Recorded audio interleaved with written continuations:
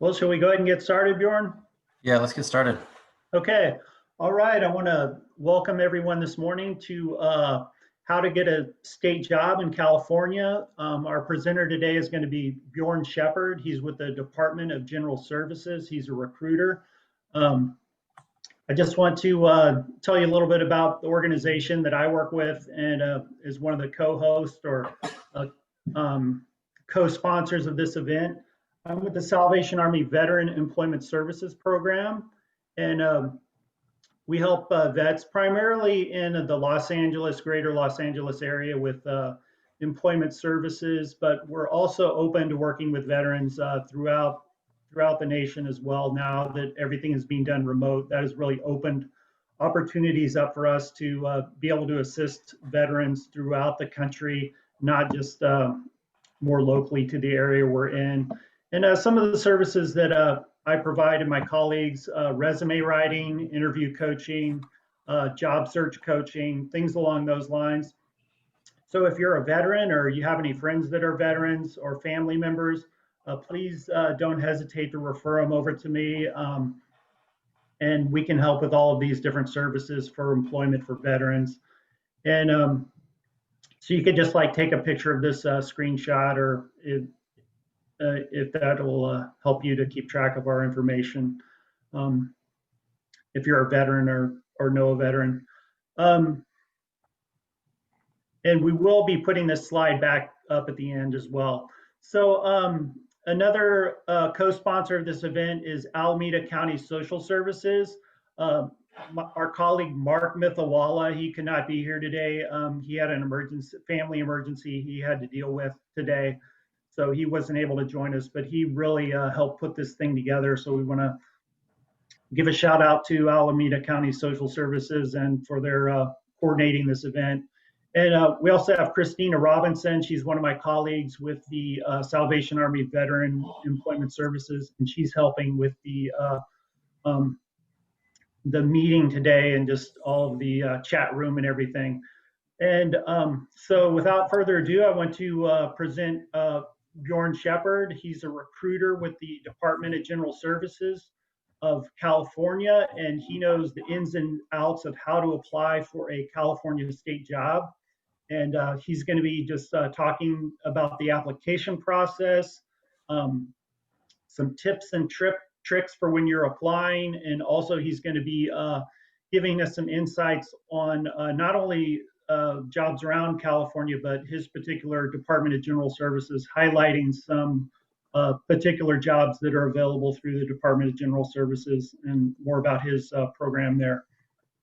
So thank you, Bjorn, for being here, and we're just look forward to learning more. Excellent. Thank you, John, for having me, and Crystal, thank you for your help. So I guess before I jump into kind of the nuts and bolts and kind of the process on getting a state job, I want to just say a few things about myself, because I know a lot of people on this call are maybe struggling to get a job or want to do a career change. Just to let you know, I came from the private sector. I spent about 15 years in the private sector, and now I've been with the state of California at DGS for the last 2 years. And I do want to say this has been the best job I've ever had, not just because of the state benefits, just the overall like fulfillment of having a job I really enjoy.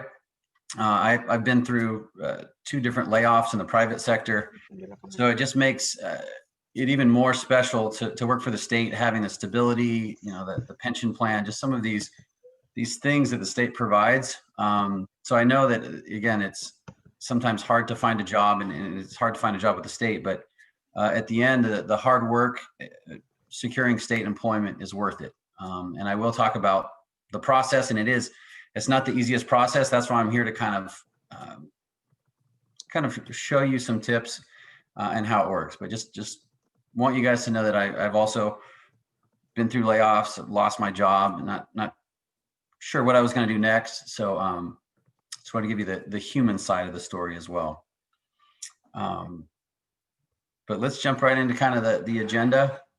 I am going to talk about Department of General Services because that's where I work. You can't talk about state employment without discussing Cal Careers. That's essentially the website as well as the whole. It's run by Cal Careers. It's the whole thing. To get a state job, you have to go through Cal Careers. You have to take the exam, so forth. So I'll talk about navigating Cal Careers, as well as kind of some tips on how to get to the state exams. Every state position has a corresponding exam, so I'll talk about that. Again, I'll talk about some tricks on how to apply for the job, specific documents that are different in the private sector than they are to state service, and all those required documents. I am going to cover current openings at Department of General Services, as well as just kind of general state classifications to target. So not at other state departments, essentially. I have a number of suggestions and recommendations. And then also a big part of this, I want you guys to follow up with me or John or Mark, and stay connected with us so we can help you hopefully secure, help you with your application, help you secure an interview, coach you on the interview process, and really stay connected with us. So I'll be talking about LinkedIn and how to stay connected with us. But first I want to talk about DGS. Again, it's Department of General Services. I would say it's one of the most diverse state departments in terms of what we do in our activities. That's why we have kind of this kind of general or generic name. But to put it most simply, we're the business manager for the state. So we do a lot of the logistics, a lot of the procurement, spending, management of state assets and processes, and a lot of internal processes for the state of California. So a big part of it, again, is procurement and acquisition services. Our procurement division is rather large. We do have a big real estate division as well. We actually have, I would say, when I say we manage assets, we manage the state vehicles as well as buildings. So we have buildings from San Diego all the way up to Redding. I would say we manage about 200 facilities, and I have some pictures of those facilities. We're headquartered in West Sacramento, but again, we have a strong presence in the Bay Area. I'll talk about that. We have a number of buildings in the LA metro area, downtown, and a big part of that is our facilities management division. We also have an office of sustainability. And we also have a construction unit, direct construction unit. So we're actually building state facilities, fixing state facilities. And a big part of it is the environmental side is making sure those buildings are using all the latest green technology, energy efficiency. All our state buildings now, we're putting in electric vehicle charging stations. So that's one of the things our Office of Sustainability helps other state departments do. We have an Office of State Printing that does all the printed materials for all the state departments. We have an Office of Administrative Hearings, building standards. We also, we administer the grants for new construction of K through 12 schools. And then in addition to that, we also have a lot of internal state administration divisions. I'm on the HR team. I'm in the Office of Human Resources. Part of what we do is recruitment, but there's a whole lot to our HR department. There's a big accounting department that we call Office of Fiscal Services. Our IT department is called Enterprise Technology Solutions. So that's, again, why we have kind of this general name is we literally have jobs, from custodian all the way up to IT director to accounting, attorney, architect. We have I think more variety of positions available in our State Department than most others. And we have over 3,500 employees. And I saw the budget for next year. We're budgeted to, ramp that up to close to about 4,000 in coming years. You'll see my contact information throughout. I'm on a team. There's a manager and a team of 3 recruiters. If you can't get to me, you can also send an email to recruitment@dgs.ca.gov. That goes to a shared mailbox. So if I'm out of town, if you have an urgent question, you can send your question there, and one of my teammates can help you also. While I'm talking about DGS, and during times of COVID, I do want to say a couple things of the projects we've helped with, because we've done a lot of different things. In fact, our director was kind of in the command center for when all of the COVID stuff just started. And because we're in procurement, a big part of it, in the procurement, logistics, real estate, we did a lot of different projects. Just mention a few of them. We set up 11 medical field stations, 3 alternative care facilities. A big part of what our real estate division did was they secured 15,000 hotel rooms for the medical workers that needed to move around the state, as well as also the logistics behind feeding all of those individuals. Also, the procurement team put travel trailers in 79 locations. They were procured, and this was a few months back, over 400 million PPE items. And again, I negotiated a lot of contracts quickly as we were hit with COVID. Also set up 2 decontamination centers and numerous other projects in between. So we're kind of the backbone of when the governor or when something business-wise needs to happen. We're kind of the infrastructure and the department that works with other state departments to make sure they have what they need. So that's kind of my overview of what we do. I want to touch on a couple key buildings and locations. I know through the outreach from John and Mark, as far as the East Bay, Alameda, as well as Los Angeles area, I'm going to touch on those locations. But looking at these photos, a lot of the buildings that we manage in our facilities management division are pretty high profile, distinguished buildings. If you look at the upper right, that's the Ronald Reagan building in downtown Los Angeles. So we're basically the manager of that facility, and our tenants are the other state departments. So for instance, some of the jobs that we would have at these locations is a building manager, administrative staff, the custodian teams, custodian supervisors, stationary engineers, chief engineers, groundskeepers, all of those type of positions. Same thing, the upper left building is the Ronald M. George building, or RMG. That's at the Civic Center Plaza, right across from City Hall there in San Francisco. We maintain that building. Bottom left is the Elu Harris building in Oakland. I just worked on an outreach project for custodians at that facility, and we just interviewed, we just had 30 interviews, and we're looking to hire 14 custodians, full-time permanent positions with the state of California in Oakland. And then the bottom right is the Ziggurat building. That's actually our headquarters in West Sacramento. And then we manage a number of the buildings right across the Sacramento River there in downtown Sacramento. So we really have a footprint or a presence throughout the state. I wanted to highlight a couple of these buildings just to show you kind of what we're looking at. And I'm going to talk about real estate and facilities management, but really what we're doing is things on a large scale with buildings that are high rises that have really high profile tenants. And then getting into the Cal Careers side, again, you have to go through Cal Careers if you want a state job. So, if you can remember jobs.ca.gov, that will take you to it. The first step is creating an account. Luckily, when you create your account, it saves all your personal information.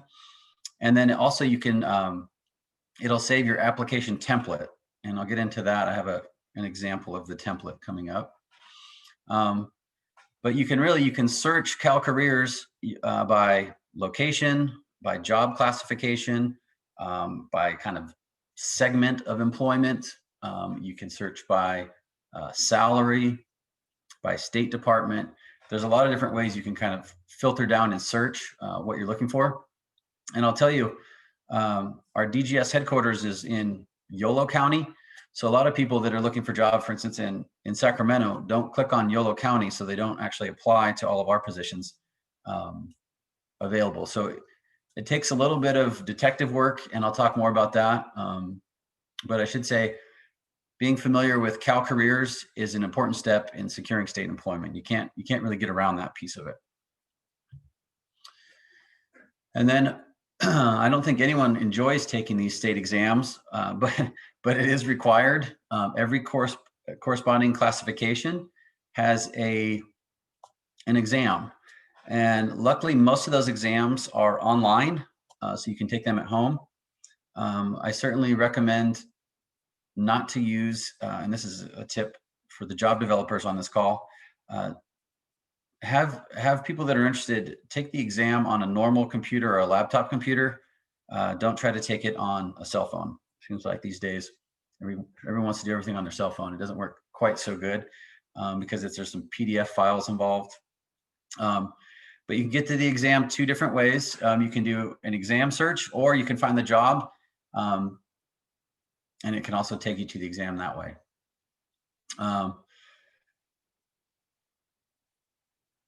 An important part before taking the exam is making sure that you have the proper experience. And when I say experience, most of the positions have minimum qualifications, which is usually a combination of work history, like months or years of experience, and an education requirement. Oftentimes, if you don't meet the education requirement, you can meet the requirement by extra years of work experience, but you want to look at the exam bulletin before taking the exam to make sure you're not wasting your time taking an exam for a position that you don't qualify for when the exams analyst is looking at your application. Again, I mentioned most of the exams are online, and you'll sign in and get to those exams through your Cal Careers account. It says here, after you pass, you can immediately begin applying to openings. You can actually you can actually apply to positions prior to taking the exam if you choose to. And any exam you take will automatically be associated with the account, your Cal Careers account. So you're not having to upload exams. The exam will automatically be linked to your job applications. And most exams are valid for about 12 months. Some are valid for 24 months. As far as applying for the job, I'm going to kind of try to hammer this home. Make sure you qualify. Again, you don't want to waste time and resources applying for 100 jobs that don't necessarily make sense because you can't meet the minimum requirements. One of the state terms for essentially job posting or job description is the duty statement. And you have to click a couple places to get to that, but you click on the job itself in Cal Careers, and there should be a link to the duty statement. The duty statement essentially has the breakdown of percentage of time you're going to be focused on each of the different job activities or duties. So it's important to kind of open and review those duty statements to make sure it's a job that you want to do, and that that maybe you have the background that would excite the hiring manager when they see your profile. As you apply, you can apply by mail, but really the direction we're going is doing everything online. So I actually recommend doing all your applications online. As I said, you can actually save. It'll save up to actually 4 application templates. And that application template is the STD 678 form. It's always required. So you want to be as thorough as possible on that one. Some of the vacancies also might ask for a statement of qualifications that I'm going to go over, resume, cover letter, and there's also another one called supplemental questionnaire. Usually it's a combination of those, but it's always going to be the state application as well as the exam. Kind of diving deeper into the application package documents. Again, as I said, you always have to have that STD 678. Again, I would be as thorough as possible. And again, use the duty statement. There's like the hiring manager writes those duty statements and that's what they're looking for, open that duty statement. And if you have experience and you can use those keywords from the duty statement, put that on duties performed, which I'm going to go over in a minute, on your application. A lot of positions don't even require a resume, or the hiring manager doesn't care. So it's really important to focus on the application itself, full of all the information, as detailed as possible, and really hitting on the keywords from the duty statement. The statement of qualifications, just to kind of give you guys a little bit of background on that, what was happening was certain positions and certain classifications were getting a lot of applicants, and a lot of the applicants weren't even reading what the job was. They just knew that they had passed the exam and were just applying to all 100 openings, which makes it, from the hiring manager's perspective, a little bit frustrating, because people were applying for things that they didn't really even know about. So what hiring managers have done is made a statement of qualifications a requirement. Usually it's a few questions to address, and it's also a chance for them to assess your writing skills. If you don't follow the instructions for the statement of qualifications, they usually will just disregard your application in general. So it's a hassle, it takes time, but the positive news as a job seeker, the positions that require a statement of qualifications get probably about 1/3 of the number of applications. And of those 1/3, I would say 25% of those oftentimes they forget to do the statement of qualifications and get thrown out. So you have a better chance of securing an interview if you apply to jobs that have a statement of qualifications. And it's also your chance to paint that picture, and maybe you don't have the exact experience, but you can take your experience and explain how it relates to the duty statement and what they're looking for. Cover letter, occasionally that's good to upload. Again, usually it's not required.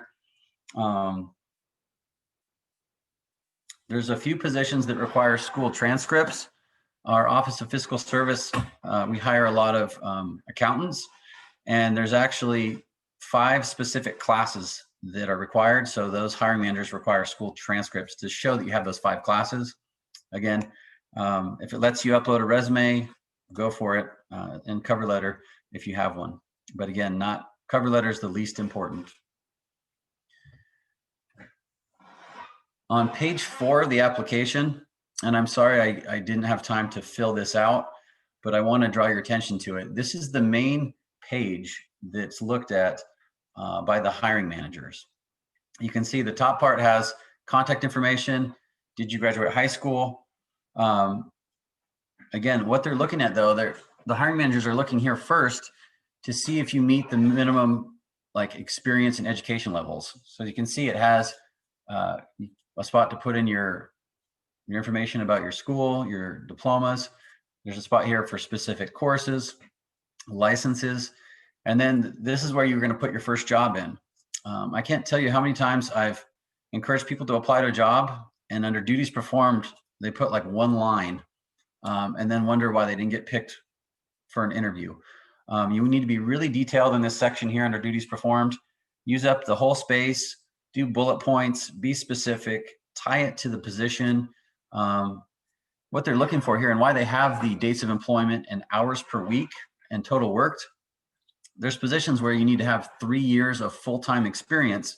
So there's actually someone looking at this and all the other jobs underneath this and calculating, okay, that counts for 8 months, that counts for another 12 months. They're adding up to see if you meet the 3 years of full-time experience. So they want, under total worked, they want years and then months. Under hours per week, even better if you're working 40 or 50 hours per week, then you need less years of experience. But it's an equation that someone's looking at to make sure you're eligible to meet the minimum qualifications for these jobs. So it's really important to be detailed to make sure you meet minimum qualifications. And again, this application is more important than the resume.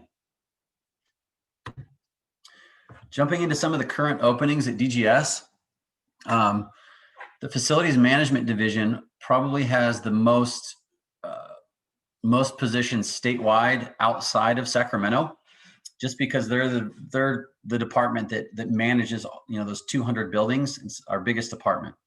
So I would say daily we have probably 5 to 6 custodian positions posted, groundskeepers.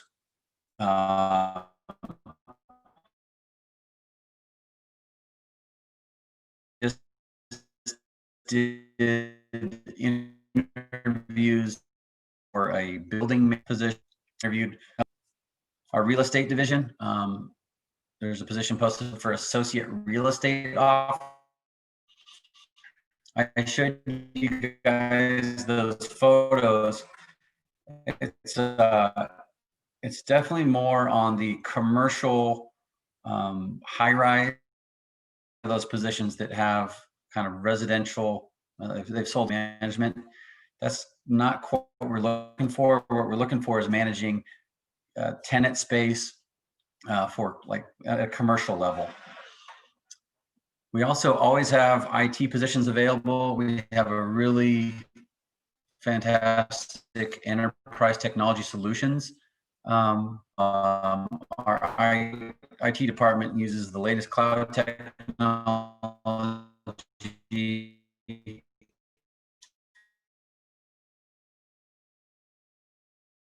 state-of-the-art equipment technology available. I would say a good entry-level position if you're interested in finance is the accountant trainee. I've helped recruit for that one. That's one that is available at DGS as well as probably 7 or 8 other state departments at all times. Our HR department was looking for an office technician. I actually think that position, the final filing date is passed. We were looking for an architect, as well as we're always looking for attorneys. So those are some of the openings.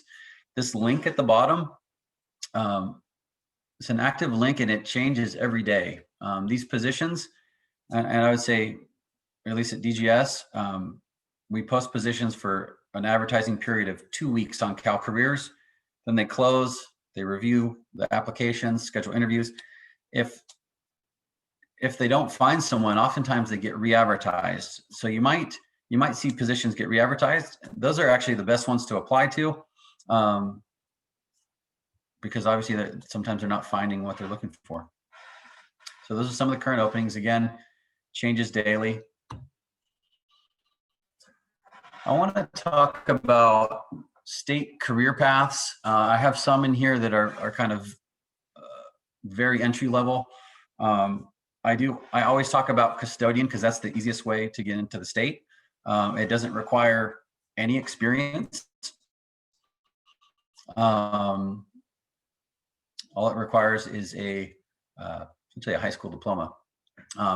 Staff service analyst is a little bit harder, but you can see there's 112 positions right now. I checked this yesterday, and in total there's about 3,000 jobs. So again, there's lots of jobs out there. It's kind of up to the job seeker to invest the time, figure out the right classification that meets their skill set, filter through different counties that you want to work in, departments, and try to target the ones that you think you have the best chance for. Staff service manager, 83 of those. Groundskeeper, office technician. Office technician is a good target. That one doesn't have the educational requirement that the staff service analyst and the associate governmental program analyst have. With that being said, it's a good one to target, but also we get the most applications for those. So with office technician, my tip for that one is to take the exam. If you score really well on the exam and end up in the top 3 ranks, apply to the OT or office technician positions. If you don't do very well on the exam and you're not in the top 3, I would suggest not focusing on that. It's a whole state system. Not in the top 3 ranks. Someone from those top ranks has to not apply for them to get to rank 4, 5, and 6. I could get into it deeper, but my advice is if you're not in the top 3 or 4, move on to other classifications. EDD was hiring a lot this last year. Employment program representative, I just checked, they had like 14 positions recently. Those ones also oftentimes are looking for bilingual, various languages. It's essentially a customer service job. Associate Governmental Program Analyst, that's also a popular one. That's actually what my classification is. So my working title is recruiter, but to the state, I'm an Associate Governmental Program Analyst. And then from there, if I was to promote to the next position, I would promote to a Staff Service Manager 1. That's kind of that path. There's a whole Information Technology Specialist series. Again, if you have an IT background, state employment is wonderful. But again, there are hundreds and hundreds of different classifications. These are some of the, I guess, ones I wanted to mention as a good kind of entry point and kind of more common classifications to target. But again, there's lots of jobs out there. These are just the ones that were posted right now. There's probably another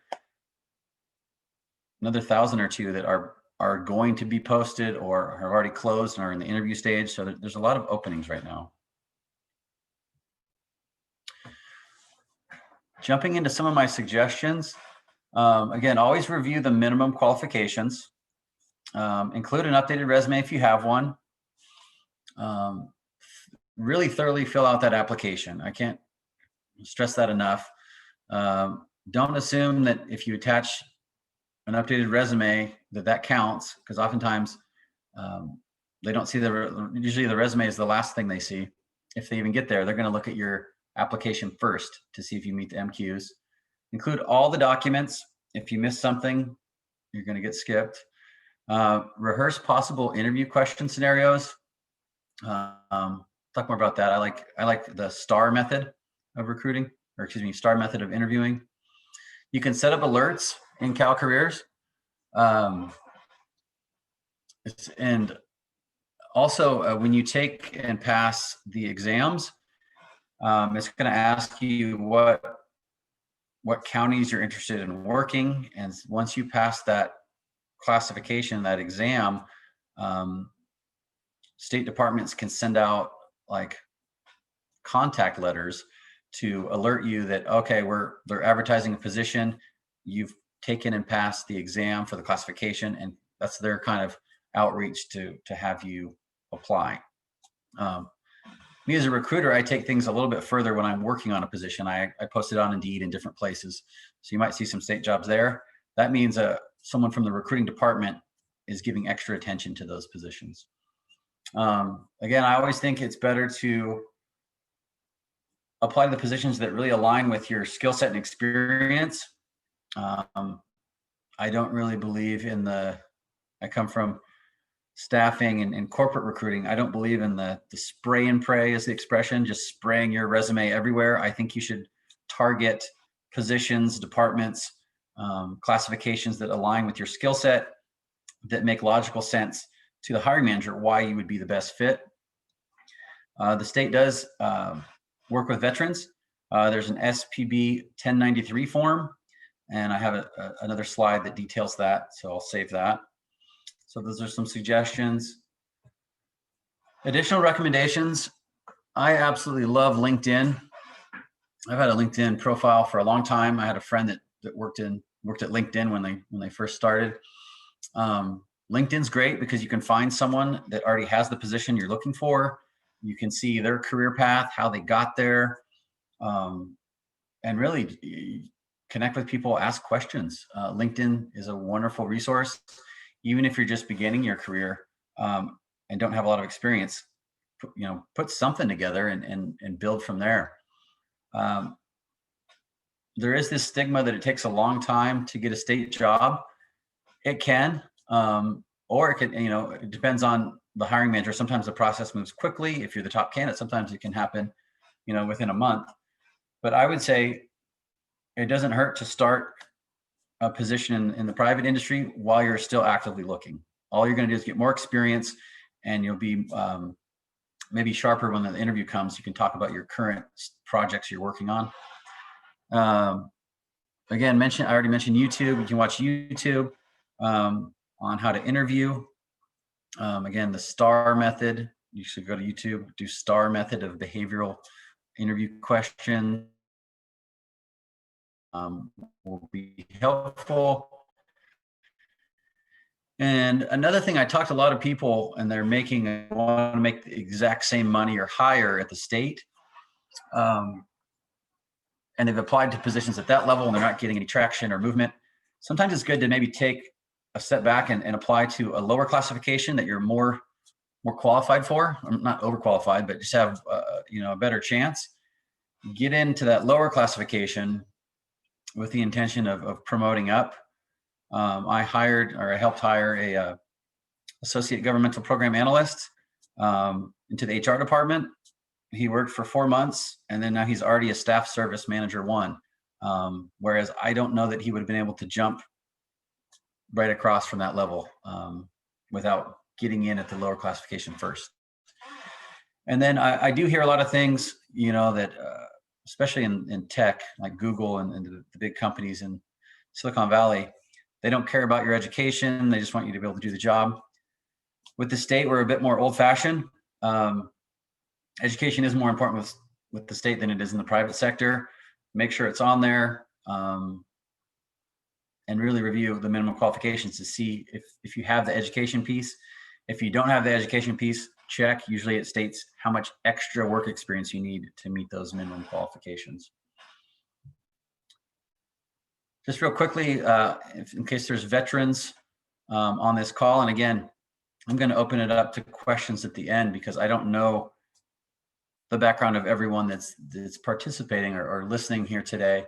But the state does honor veterans' preference. It particularly pertains to the exam. If you pass the exam, you automatically get moved up to one of the top ranks. And then here's the instructions on how to certify your veteran's preference. DD 214, the SPB 1093, and you would submit that to the Cal HR department. And there it is, 1515 S Street in downtown Sacramento. Then once you're approved, any exams that you pass, you get moved up to the top. And you can go to calvet.ca.gov for those details. And I think there's probably someone there that can follow up with you if you have veterans questions. I do want to list my contact information again. There's my email, Bjorn Shepherd at dgs.ca.gov. The recruitment email goes to me and my teammates. Again, I love LinkedIn, so please follow our DGS LinkedIn page. Every position that I work on, we post to LinkedIn, usually like with a graphic, like when the filing deadline is. And then if you click on the image on LinkedIn, it sends you to Cal Careers, to the job itself on Cal Careers. If you do want to follow DGS on LinkedIn, you have to put CA or California DGS. Our name is too general. It goes, I think, to some federal thing if you don't do that. And I would say a follow-up step to this, and again, I'm kind of giving you guys kind of a broad amount of information, but if you follow this process and you fill out your applications properly and you're able to secure a state interview, please follow up with me or Mark or John. We're happy to give you tips on how to get through the interview process. I can tell you, I totally messed up my first 2 state interviews, even though I had the right experience. They wanted to interview me, but I didn't. I was shocked at how different the state interview process is with these interview panels. So my first suggestion, even if you don't follow up with us and you get an interview, pretend like the panel members don't know anything about you. Even though you spent this time writing a statement of qualifications, they've got your resume, your application, pretend like they don't have any of that, because it's a point system, and it's really, they're going to analyze each question you answer individually. They're not going to assume, oh, his resume has this, but he didn't say it, I'll give him credit. No, it's what you say and how you answer these questions. So you almost want to pretend that they don't know anything about you. Talk about your years of experience. Talk about all your positions. Really go for it. And then there's my contact information again. Please connect with me on LinkedIn. I wanted to definitely allow enough time for questions, and then I think John and Christina are going to kind of, if there are questions, read those to me. Correct. Okay, thank you very much, Bjorn. So some of the questions, if you have a question, please put it in the chat and then I'll read it out. And unless it's something that we can just answer easily directly through the chat. So one question is, how is full-time employment defined? Would that be 30, 35 hours or 40 hours per week? Yes, I would say most, if it says full-time, I would anticipate it being a 40-hour-a-week job. That's how they do the pay scales. And the quoted pay scales, it's for 40 hours a week, which is considered full-time. And the state is a little different. We pay on a monthly basis. So when you see the jobs posted and the range, it's a monthly pay rate, and it's based on a 40-hour work week. So that was actually another question, because someone I believe was looking at a electrician job and it was like 5,000 or something, and their question is that a month or a week or what it is? That's so per month. Yeah, what you're seeing there is per month. Okay. One of the great things about the state, well, typically there's not as much room to negotiate salary, so they're very clear, like that's what it is. Usually you'll start at the bottom of that range, and then on your anniversary every year, it goes up 5% until you're at the top of that range. So what I love it. You don't really have to, you don't have to beg your boss for a raise. It's pretty much, unless you're blowing it and doing really bad, you pretty much automatically get a 5% raise each year, as long as you're doing, like, I would say even just a mediocre job, which is nice. I know some people that work really hard and never get a raise with the state. You're rewarded for loyalty and time served. Yeah. All right, very good. So another question is about, let's see, accommodations for interviews for people with disabilities. Yeah, the person that's setting the interviews, you just need to communicate with them, and they're able to provide accommodations. And right now, almost all state departments are doing interviews virtually through Microsoft Teams. So that would be a question that would get directed to the HR department of whatever state agency that you get the interview for. That person setting up the interview would talk to their HR team and coordinate accordingly. All right. Let's see. Does education sometimes count towards experience? Usually it's a combination of the two that they're looking for.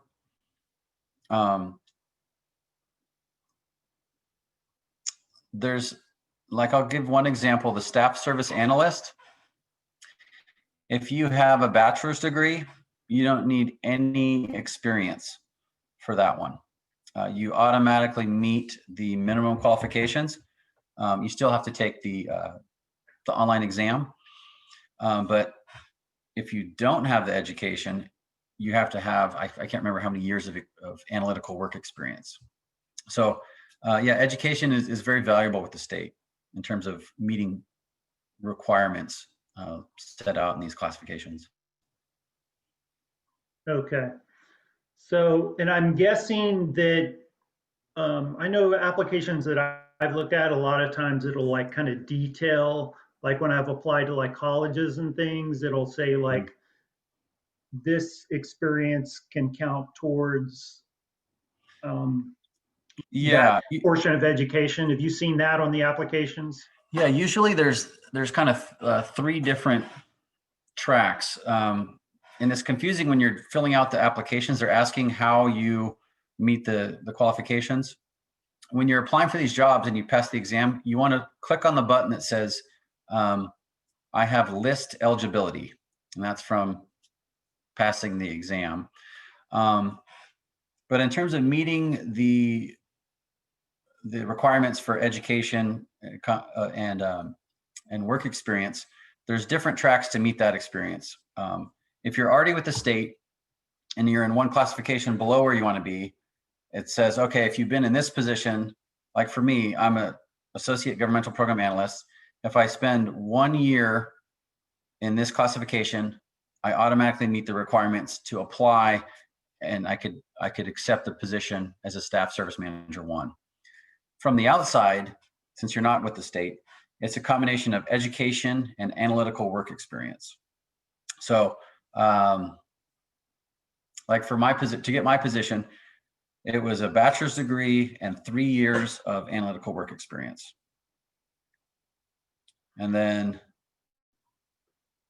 not sure if I answered exactly your question, but what I wanted to detail was there's 3 different ways to meet the minimum qualifications. There's like the inside state track, there's like the experience track, and then there's the experience and education track. And just to finish, oftentimes if you don't have all of the education piece, you can get like partial credit, and then you need 1 or 2 extra years of analytical work experience. Let's say if you have a associate's degree and not a bachelor's degree. Oftentimes you can substitute the experience piece for additional years of work experience.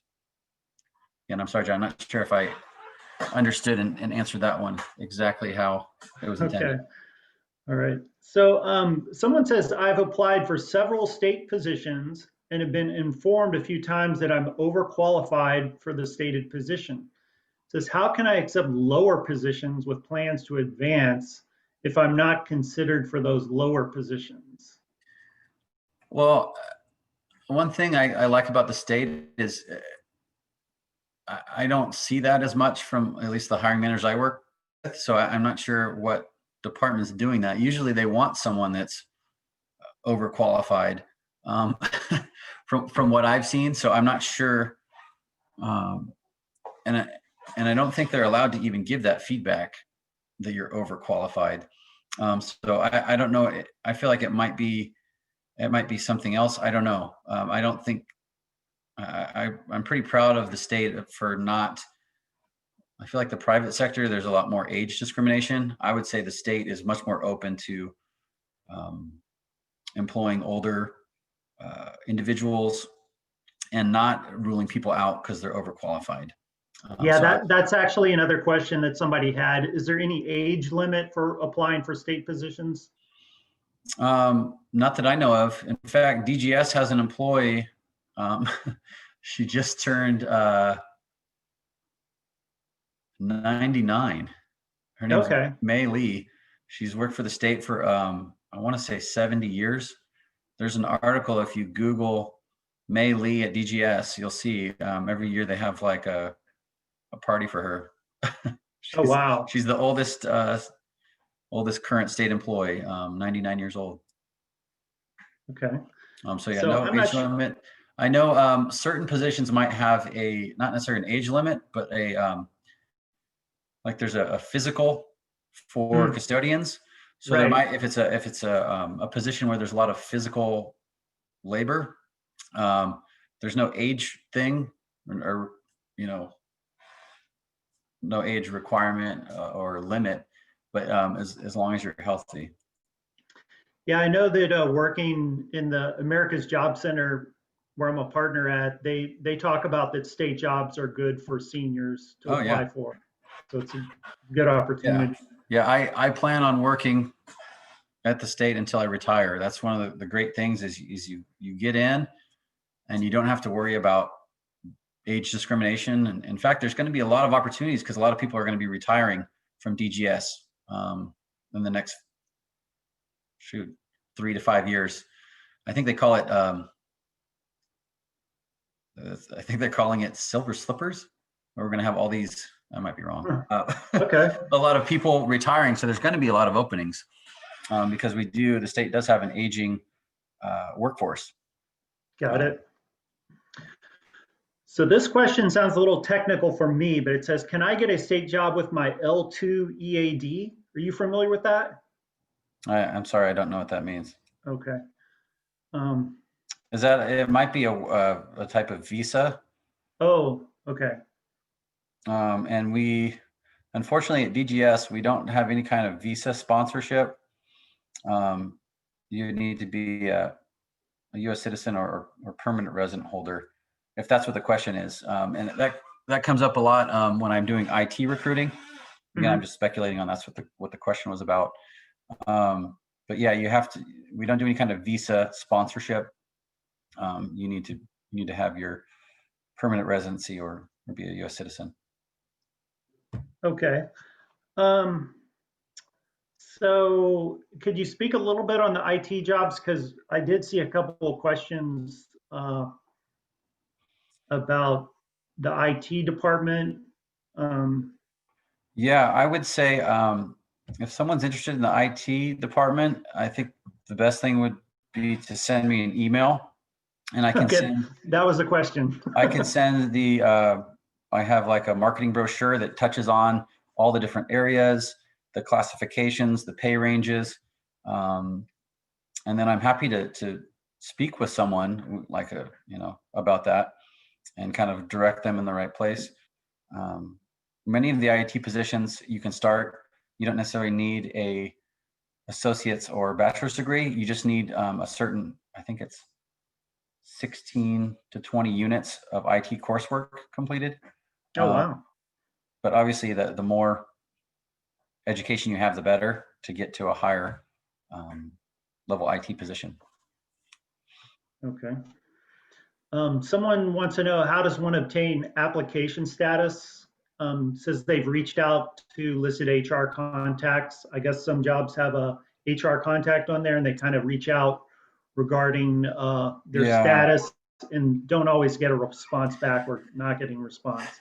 And that's a one problem because there's so many different hiring managers and the process is through CalHR and not everyone has the same access. I'm not making excuses. I'm just saying it's a problem with the state is you usually won't hear back if you apply to a position and don't get it.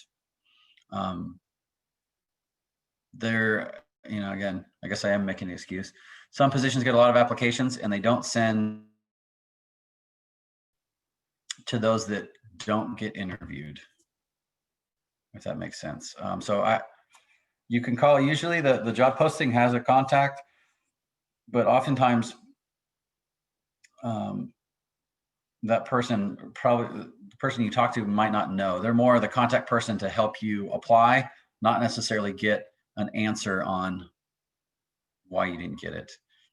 Got it. Unfortunately, that is one thing that's the customer service side on the back end is much better in the private sector than it is with the state, for sure. Are you familiar with social services jobs? Someone wants to know, is that in your kind of your realm there? So we don't, at DGS, we don't have a lot of kind of social service or a lot of medical Okay. classifications. We're kind of like more general business, HR, IT, Okay. procurement, purchasing, building management. But certainly there's other departments that's what they do. There literally is the Department of Social Services. There's a lot of other state departments. And if you go to Cal Careers, you can separate and figure out what those are by choosing kind of that job category. Mm-hmm. And it'll direct you to the departments and positions within those positions in your wheelhouse. And somebody kind of is asking a question I think you touched upon when they're listing duties performed. They said that, looks like they want to know if they can do it like a bullet point, kind of like, I think that's what you recommended. I like bullet points. It makes it really easy. I will say there's a limit to the number of language characters. I have too many bullet points. If it pushes all the content below and is not visible, I can't remember the number of language characters allowed, but you can preview it when you're done. And I would try to use that whole section. And I think bullet points are great. I think that makes it easier, especially on a hiring manager that's going to be reviewing. Could be 5 applications. It could be 50. But if you got it all laid out there and it shows that you've actually done your research, know what's on the duty statement and how that pertains to what you can do and add to the job, I think bullet points are great. Okay. And somebody was asking questions about how they can reach out to somebody in a department to maybe learn more about it. And I think that kind of goes back to your LinkedIn networking that you were suggesting. Yeah, I think LinkedIn is excellent. Not all state employees have LinkedIn, but there's been a definite push at DGS and really all the state departments that have a recruiting team have a LinkedIn page.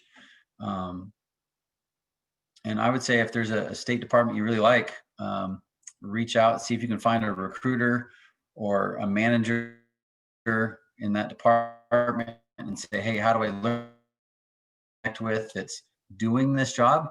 It doesn't hurt to ask. But yeah, LinkedIn for me is just a fantastic resource to get to the information you're looking for. Hey, we're approaching 11 o'clock here, and I guess one of the last questions is, are we going to be able to make the Zoom event? I would say yes on that. Yeah, I have no problem sharing the Zoom video or the emailing out the PowerPoint itself. Okay. And I will, I'll put my email as well as Mark's in here. And if you do secure a interview, please contact us and we can assist you with the practicing for an interview. And Mark's in the chat here if that's a little bit easier as well. And we will make this available. And if you have, I apologize if I didn't get to your question in the chat. Just you can email Bjorn or myself, and we'll make sure that we get that question answered for you. So Bjorn, we just want to thank you for this presentation, and really appreciate it. And again, we're going to have our contact information in there if you have further questions, and we can be of assistance that way. So thank you very much. Well, thank you, John. And I guess the last thing I wanted to say is it is a lot of work, and the process to secure a state job can be frustrating. But once you do get a state job, fantastic, like job security, just sense of doing something positive. This is my favorite job I've ever had. It took me a while to get here. But now that I'm here, I don't plan on going anywhere. Again, I've been through jobs where I got 5 days of vacation per year, which wasn't enough for me. But yeah, just some of the other benefits, vacation days, medical, dental, vision, and really a big one besides the job security, and I'm not worried at all about losing my job, is the pension plan. When I retire, I'm going to have a set amount of money every month until I pass away. So for me, that is fantastic. That's one of my highlights. So again, it's a lot of work, but once you're in, it's definitely worth it. I just want to paint that picture. I did come from the private sector and had some frustrating jobs I didn't like, really hard, and did well and got laid off. And now I feel appreciated, and I feel like I'm in a place where I belong. So I just want to share that. Hey, that's great. So best of luck to everybody. And again, we will send out the recording of the presentation today, and I can also include in the email our contact information.